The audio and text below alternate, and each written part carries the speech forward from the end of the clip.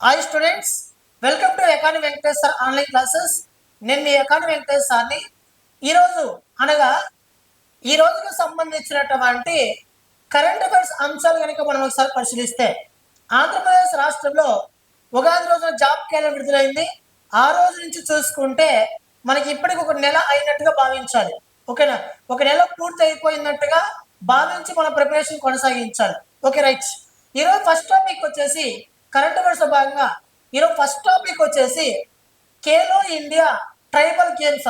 Khelo India tribal అంటే గిరిజన ప్రాంతాల్లో, గేమ్స్ అంటే క్రీడలు. యాక్చువల్గా మన భారతదేశంలో ఈ ఖేలో ఇండియా ట్రైబల్ గేమ్స్ అని, ఖేలో ఇండియా బీచ్ గేమ్స్ అని, ఖేలో ఇండియా మనకి యూనివర్సిటీ గేమ్స్ అని, ఖేలో ఇండియా స్కూల్స్ గేమ్స్ అని చెప్పి, ఖేలో ఇండియా నేషనల్ గేమ్స్ అని చెప్పి, ఇలా వివిధ రకాలుగా మన భారతదేశంలో ఖేలో ఇండియా అనే పదంతో ప్రారంభమయ్యేటటువంటి క్రీడలు మనం చూస్తూ వస్తున్నాం. అయితే మన భారతదేశంలో ఈ ఖేలో ఇండియా అనే ఒక ప్రోగ్రామ్ ని మన భారతదేశంలో ఏ సంవత్సరంలో ప్రారంభించబడింది అనేసి అంటే 2017లో ప్రారంభించడం అనేది జరిగింది. 2017లో ప్రారంభించినటువంటి ఈ ఖేలో ఇండియా ప్రోగ్రామ్ అనే దాంట్లో భాగంగానే మన భారతదేశం ఖేలో ఇండియా ట్రైబల్ గేమ్స్ అని చెప్పి, ఖేలో ఇండియా బీచ్ గేమ్స్ చెప్పి ఇలా నిర్వహిస్తూ వస్తున్నారు. అయితే ఖేలో ఇండియా ట్రైబల్ గేమ్స్ మన భారతదేశంలో గిరిజన ప్రాంతాల్లో, మన భారతదేశంలో అనేక గిరిజన ప్రాంతాలు ఉన్నాయి, అనేక పీవీటీలు ఉన్నాయి. ఇప్పుడు కూడా మన భారతదేశంలో అసలు నిజంగా చెప్పాలంటే సెల్ ఫోన్ కూడా తెలియనటువంటి గిరిజన ప్రాంతాలు ఈ రోజు కూడా మన భారతదేశంలో చాలా ప్రాంతాలు ఉన్నాయి. దాంట్లో భాగంగా అని గిరిజన ప్రాంతాల వారు అన్నింటిలో వెనకబడి ఉన్నారు అనే ఉద్దేశంతో మన భారతదేశం గిరిజన ప్రాంతాల్లో కూడా, గిరిజన ప్రాంతాల్లో ఉన్నటువంటి యువతుల్లో మంచి క్రీడా నైపుణ్యాలను మెరుగుపరచడం కోసం క్రీడలంటే ఏమిటి అని వాళ్ళని తెలియజెప్పుతూ, వాళ్ళని ప్రోత్సహిస్తూ భారతదేశంలోనే మొట్టమొదటిసారిగా ఖేలో ఇండియా ట్రైబల్ గేమ్స్ ని మార్చ్ 25 నుంచి, ఎప్పటి నుంచి? మార్చ్ 25 నుంచి మనకి ఏప్రిల్ 3వ తారీఖు వరకు ఈ స్పోర్ట్స్ అనేవి జరిగాయి. మరి ఈ స్పోర్ట్స్ కి ఆతిథ్యం ఇచ్చిన ప్రాంతం ఏదిరా అంటే ఛత్తీస్గఢ్ ప్రాంతం. ఏ ప్రాంతం అది? ఛత్తీస్గఢ్ ప్రాంతం. నిన్న ఏప్రిల్ 3వ తారీఖున మన భారతదేశంలో ఈ ట్రైబల్ గేమ్స్ ముగిశాయి. ఈ ట్రైబల్ గేమ్స్ ముగిస్తే ఇందులో టాప్ ప్లేస్ లో మంచి పథకాలు సాధించినటువంటి రాష్ట్రంగా మన కర్ణాటక స్టేట్ నిలిచింది. మీరు అనుకోవచ్చు, సార్ ఛత్తీస్గఢ్ లో కాదు సార్ ఈ స్పోర్ట్స్ జరిగింది, మరి కర్ణాటక ఎలా వచ్చింది సార్ అంటే, జరిగిందేమో ఛత్తీస్గఢ్ లోనే. మన భారతదేశంలో ఉన్నటువంటి అన్ని గిరిజన ప్రాంతాల వారు కూడా అక్కడ వెళ్ళి పాల్గొంటారు. దీంట్లో భాగంగా టాప్ ప్లేస్ కర్ణాటక నిలిచింది. టాప్ ప్లేస్ ఎన్నో గోల్డ్ మెడల్ అంటే 23 గోల్డ్ మెడల్, అంటే 23 స్వర్ణ పతాకాలు సాధించి టాప్ ప్లేస్ కర్ణాటక ఉంది. రెండవది వచ్చేసి ఒడిస్సా. మరి ఒడిస్సా ఎన్ని గోల్డ్ మెడల్ సాధించింది అంటే 20 గోల్డ్ మెడల్ సాధించింది. మరి మూడవ ప్లేస్ ఏదో ఉందంటే జార్ఖండ్. ఈ జార్ఖండ్ ఎన్ని గోల్డ్ మెడల్ సాధించిందంటే 12 గోల్డ్ మెడల్ సాధించి మన భారతదేశంలో టాప్ 3 ప్లేస్ లో ఈ ట్రైబల్ గేమ్స్ లో ఉన్నాయి. ఓకేనా? రైట్స్ గుర్తుపెట్టుకోండి. ఇది మనకి రీసెంట్ గా వార్తలు ఇచ్చినటువంటి current affairs. Next, United Kingdom invites India for Hormuz talks over 60 countries join UK led meeting అని చెప్పి ఒక ఆర్టికల్ మనకి ఈరోజు ఈనాడు పేపర్లో వార్త తెలిసింది. దీనికి అర్థం ఏంటంటే, మనం చూస్తూనే ఉన్నాము, ఇరాన్ దేశం పైన అమెరికా, ఇజ్రాయిల్ ఈ రెండు దేశాలు కూడా విరుచుకుపడుతున్నాయి. ఈ రెండు దేశాల పైన ఖచ్చితంగా కక్ష సాధింపు చర్యలో భాగంగా అణుస్థావరాలు పేల్చేయడము, లేదా కర్గ్ ఐలాండ్ ఇలాంటి వాటిని ఆక్రమించుకోవడము, లేదా ప్రపంచ దేశాలకు ముడి చమురుని ఎగుమతి చేసేటటువంటి రవాణా కలిగినటువంటి హర్మోజ్ జలసంధి పైన వీళ్ళ ఆధిపత్యం కొనసాగించడం, ఇవన్నీ కూడా మనం చూస్తూనే ఉన్నాం.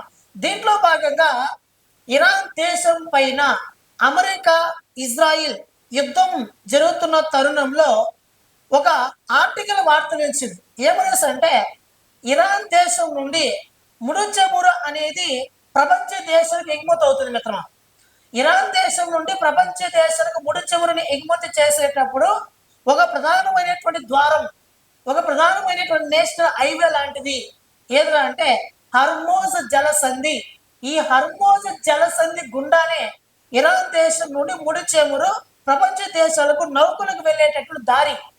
ఎప్పుడైతే ఈ ముడి చమురుతో వచ్చేటటువంటి నౌకలు గల దారి కలిగి ఉన్నటువంటి ఈ హర్మోజ్ జలసంధి ఎప్పుడైతే మూతవేయబడిందో, ఎప్పుడైతే మూసివేసిందో ఇరాను, అప్పటి నుంచి ప్రపంచ దేశాలకి ముడి చమురు ఇబ్బంది, ముడి చమురు కష్టాలు అనేవి ఎదురయ్యాయి. దీంట్లో భాగంగా దాదాపు 60 దేశాలు ఈ హర్మోజ్ జలసంధిని నిలిపేసిన తర్వాత దాదాపు 60 దేశాల వరకు ఒక మీటింగ్ నిర్వహించాయి. ఎవరి ఆధ్వర్యంలో అంటే బ్రిటన్ దేశ ఆధ్వర్యంలో 60 దేశాలు కూడా ఒక మీటింగ్ నిర్వహించాయి. మరి దీన్ని ఏం చర్చించాయంటే, ఇజ్రాయిల్, అమెరికా మీ పైన దాడి చేస్తున్నాయి కరెక్టే, మేము కాదడం లేదు, కానీ ప్రపంచ దేశాలకు ముడి చమురు చాలా అవసరం. ఈ ముడి చమురుని ఎక్కువగా ఇరాన్ దేశం నుండి మేము దిగుమతి చేసుకుంటున్నాం. మరి దిగుమతి చేసుకునేటప్పుడు అక్కడి నుంచి ఇక్కడికి వచ్చేటటువంటి రవాణా కలిగినటువంటి జలసంధి ఏదైతే ఉందో, ఈ హర్మోజ్ జలసంధిని మీరు మూసివేయడం వలన మాకు చాలా ఇబ్బందికరంగా ఉంది. దీని వలన మీ ఒక్క దేశమే కాదు, ప్రపంచ దేశాలన్నీ కూడా అతలాకుతలమైపోతున్నాయి. దయచేసి దీన్ని ఖచ్చితంగా ఈ హర్మోజ్ జలసంధిని మూసివేయకుండా ఎప్పుడు తెరిచిపెట్ట ఉండాలని చెప్పి ఒక తీర్మానాన్ని ఈ బ్రిటన్ దేశ ఆధ్వర్యంలో జరిగినటువంటి 60 దేశాలు కూడా ఈ తీర్మానాన్ని ఆమోదించడం అనేది జరిగింది. ఇది చాలా చాలా ఇంపార్టెంట్, మోస్ట్ ఇంపార్టెంట్. ఒకటే గుర్తుపెట్టుకోండి, ఇరాన్ దేశం నుండి ఇతర దేశం ఎగిపోతయ్యేటటువంటి ముడి చమురు నౌకలు ప్రయాణించేటువంటి హర్మోజ్ జలసంధి ఏదైతే ఉందో దాన్ని మూసివేయకుండా ఎప్పుడు తెరిచే ఉండండి అని చెప్పి బ్రిటన్ దేశ ఆధ్వర్యంలో ముగిసినటువంటి 60 దేశాల ఒక సమావేశం ఏదంటే మనకి హర్మోజ్ సమావేశం గుర్తుపెట్టుకోండి. ఓకేనా, రైట్. నెక్స్ట్ 11 సంవత్సరాల ఒక బాలిక, ఆమె పేరు ఏంటంటే బోధానా శివానందన్. ఆమె పేరేంటి మిత్రమా? బోధానా శివానందన్ అనే ఒక ఆమె, ఒక చిన్న బాలిక మనకు వార్తలు ఇచ్చింది. మరి ఈ బాలిక ఏ దేశస్తురాలంటే ఇంగ్లాండ్ దేశస్తురాలు మిత్రమా, ఇంగ్లాండ్ దేశస్తురాలు గుర్తుపెట్టుకోండి. అయితే చూడండి, 11-year-old Bodhana Sivanandan becomes England's top female chess player as FIDE rankings లో ఇంటర్నేషనల్ చెస్ కు సంబంధించినటువంటి అంతర్జాతీయ చెస్ కు సంబంధించినటువంటి ఈ ఫిడే ర్యాంకింగ్స్ లో ఇంగ్లాండ్ దేశానికి చెందినటువంటి 11 ఏళ్ల బాలిక దాదాపు 2600 ఎల్లో రేటింగ్ ని సాధించిందంట. 2600 వరకు ఎల్లో రేటింగ్ ని సాధించిందంట. ఆ దేశంలో ఇంత చిన్న బాలిక, ఇంత తక్కువ వయసులో ఉన్నటువంటి బాలిక ఈ ర్యాంకింగ్స్ లో మంచి చోటును సంపాదించుకోవడం ఇదే తొలిసారి అని చెప్పేసి ఒక ఆర్టికల్ వాళ్ళతో నిలిచింది. ఓకేనా, గుర్తుపెట్టుకోండి. ఫిడే ర్యాంకింగ్స్ లో 11 ఏళ్ల బాలిక టాప్ ప్లేస్ నిలిచింది ఇటీవల ఎల్లో రేటింగ్ ని పొందుతూ. ఓకేనా, గుర్తుపెట్టుకోండి. ఏ దేశమైనా కానీ ఖచ్చితంగా గ్రాండ్ మాస్టర్ హోదాని పొందాలంటే ఖచ్చితంగా నార్ములు మరియు రేటింగ్ అనేది కంపల్సరీ ఉండాలి. కాబట్టి ఆ దేశంలో ఈ ఫిడే ర్యాంకింగ్స్ లో టాప్ ర్యాంక్ లో ఉంచినటువంటి బాలిక ఎవరు అంటే మనకి బోధానా శివానందన్. ఓకేనా, ఇక మన భారతదేశం విషయానికి వస్తే, మన భారతదేశంలో ప్రస్తుతం 94 మంది గ్రాండ్ మాస్టర్స్ ఉన్నారు. 94వ గ్రాండ్ మాస్టర్ వచ్చి చక్రవర్తి మయాంక్ చక్రవర్తి. ఈ మయాంక్ చక్రవర్తి ఏ రాష్ట్రం అంటే అస్సాం రాష్ట్రం నుండి గ్రాండ్ మాస్టర్ హోదాను పొందినటువంటి మొట్టమొదటి పురుషుడు ఎవరంటే, మొట్టమొదటి వ్యక్తి ఎవరంటే మయాంక్ చక్రవర్తి. ఆ పేరండి మయాంక్ చక్రవర్తి అనే అతను నార్త్ ఇండియా స్టేట్స్ నుంచి వచ్చినటువంటి first grand master of India. ఓకేనా, ఇక చెస్ అనగానే మనకు గుర్తొచ్చే మన భారతదేశంలో విశ్వనాథ్ ఆనంద్. మన భారతదేశంలో మొట్టమొదటి చెస్ గ్రాండ్ మాస్టర్ ఎవరు అంటే విశ్వనాథ్ ఆనంద్. అదేవిధంగా ప్రపంచంలో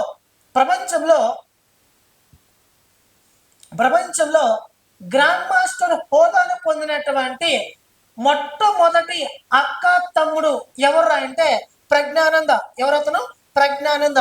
అక్క తమ్ముడు, అక్క వచ్చేసి వైశాలి, ప్రజ్ఞానంద్ వచ్చేసి తమ్ముడు. ప్రజ్ఞానంద్ అనే వ్యక్తి, అదేవిధంగా వైశాలి, వీళ్ళిద్దరూ కూడా ప్రపంచంలో గ్రాండ్ మాస్టర్ హోదాను పొందినటువంటి అక్క తమ్ముడు. ఓకేనా, గుర్తుపెట్టుకో. ఫస్ట్ తమ్ముడు గ్రాండ్ మాస్టర్ అయ్యాడు, ఆ తర్వాత అక్క గ్రాండ్ మాస్టర్ అయింది. ప్రపంచ దేశాలకి తెలియజేసినటువంటి ఒక గొప్ప చెస్ క్రీడాకారుడు. చాలా చిన్న వయసు, ఇప్పుడు 19 ఇయర్స్ అనుకుంటా. తమిళనాడు రాష్ట్రం చెందినటువంటి ప్రజ్ఞానంద ఇతను top level chess world cup లో రన్నర్ గా నిలిచాడు. రీసెంట్ గా లాస్ట్ ఇయర్ రన్నర్ గా కూడా నిలిచాడు.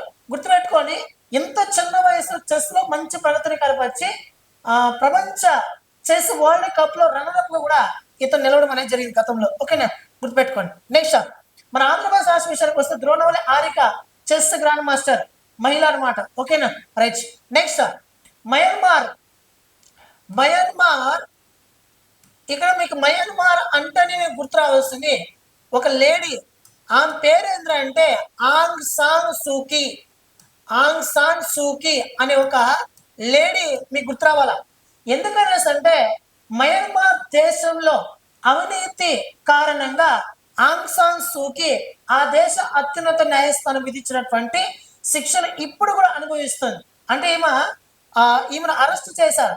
ఈమె ఆ దేశంలో అవినీతికి పాల్పడిన కారణంగా ఈమెను ఆ దేశ అత్యున్నత న్యాయస్థానం అరెస్టుకు గురి చేసింది.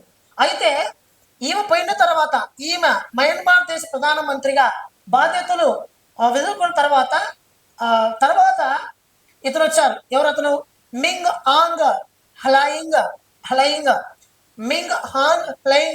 Elected as Myanmar president.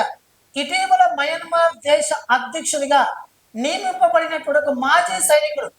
ఆర్మీలో ఉన్నటువంటి ఒక వ్యక్తి, ఆర్మీలో గతంలో పనిచేసిన ఒక వ్యక్తి.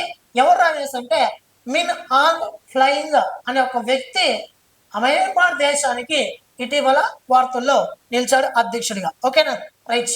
నెక్స్ట్ మన ఆంధ్రప్రదేశ్ రాష్ట్రానికి 5 జాతీయ పంచాయతీ రాజ్ పురస్కారాలు వచ్చాయంట. 5 జాతీయ పంచాయతీ రాజ్ పురస్కారాలు వచ్చాయంట.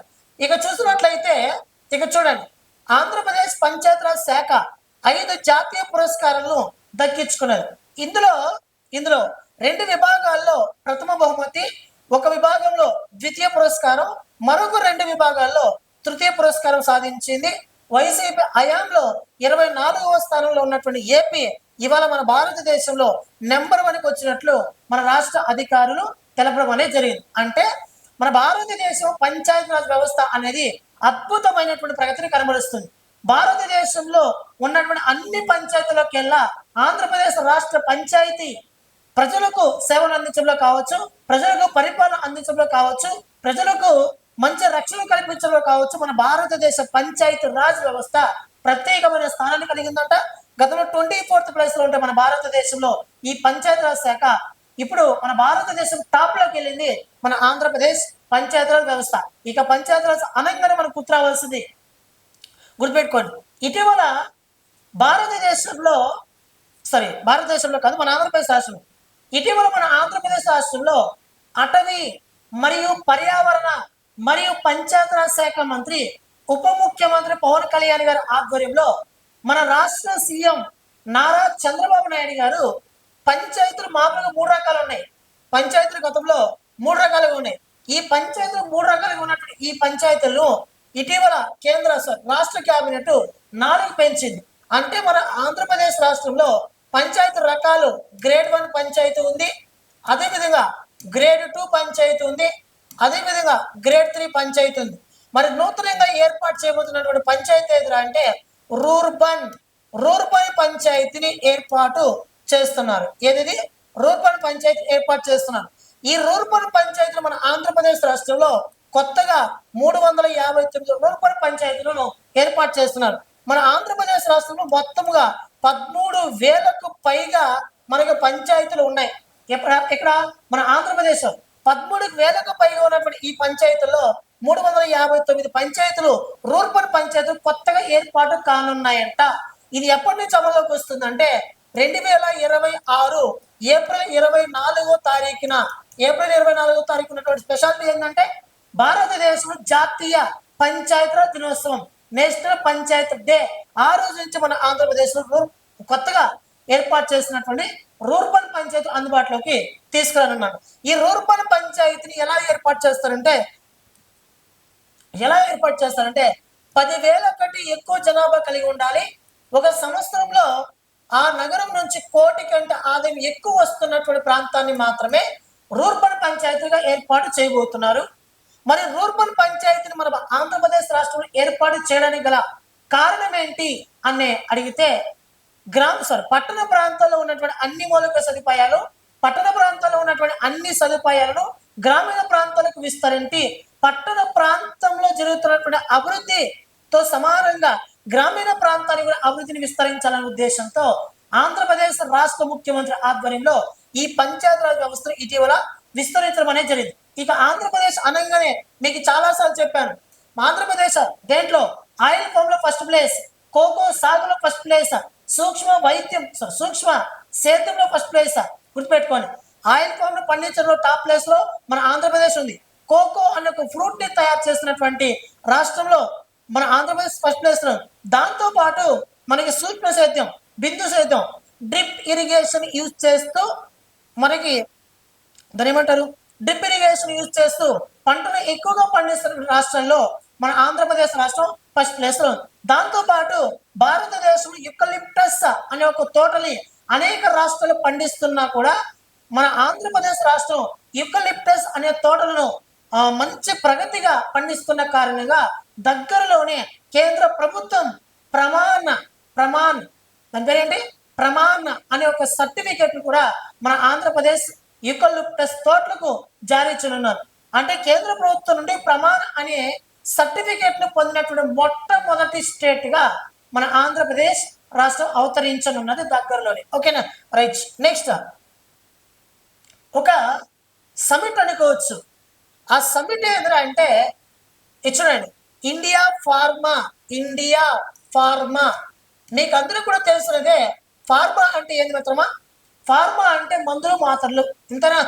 మన భారతదేశంలో ఫార్మా ఇండియా ఫార్మా 2026 ఇటీవల జరిగింది. మరి ఎప్పటి నుంచి ఎప్పటి వరకు జరిగిందంటే 13-14 ఏప్రిల్ జరుగుతుంది. 13th 14th జరుగుతుంది. ఏప్రిల్ మాసంలో 13-14 తారీఖులు జరగబోతున్నటువంటి ఒక సమావేశం.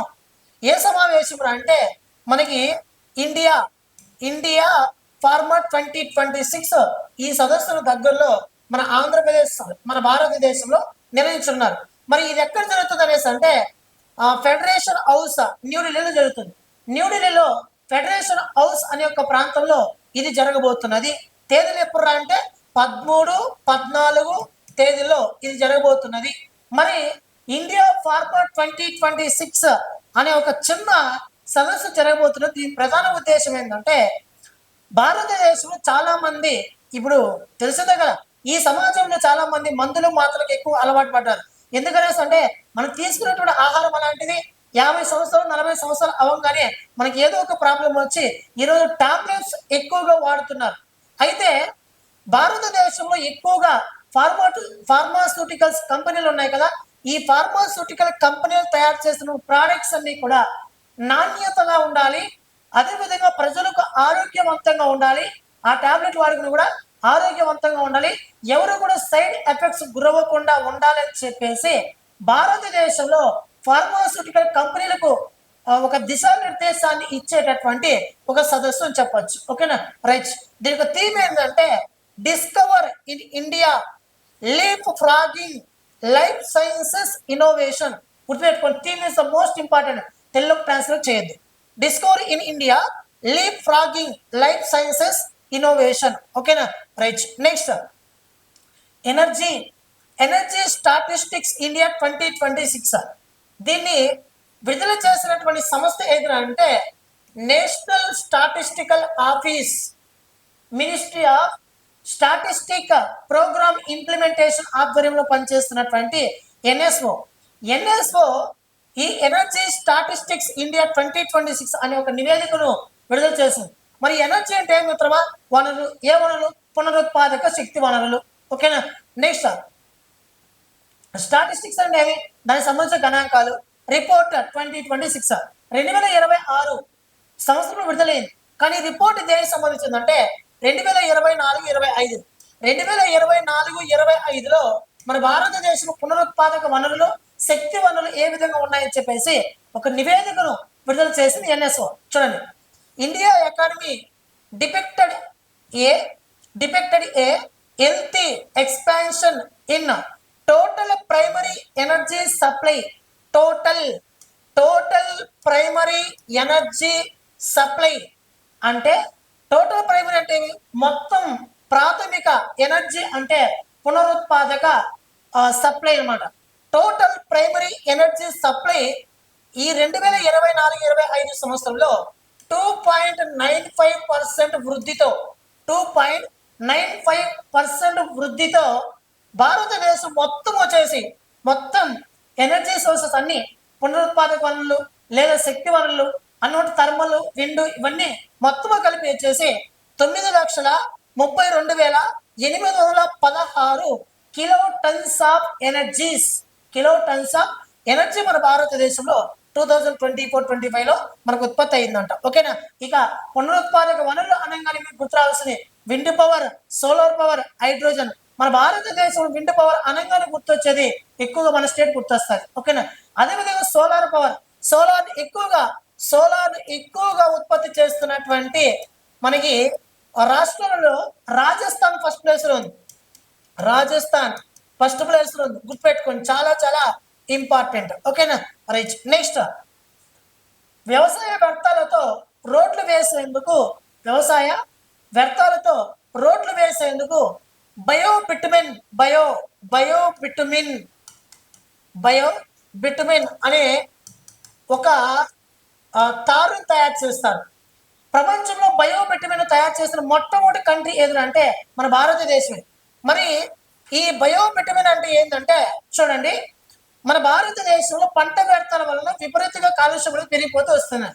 పంజాబ్, హర్యానా భారతదేశం వ్యవసాయ రాష్ట్రాలు అయినటువంటి పంజాబ్, హర్యానా ఈ రెండు రాష్ట్రాల్లో కూడా విపరీతమైనటువంటి కాలుష్యం విడుదలవుతుంది. దాంతోపాటు ఢిల్లీలో కూడా విడుదలవుతుంది.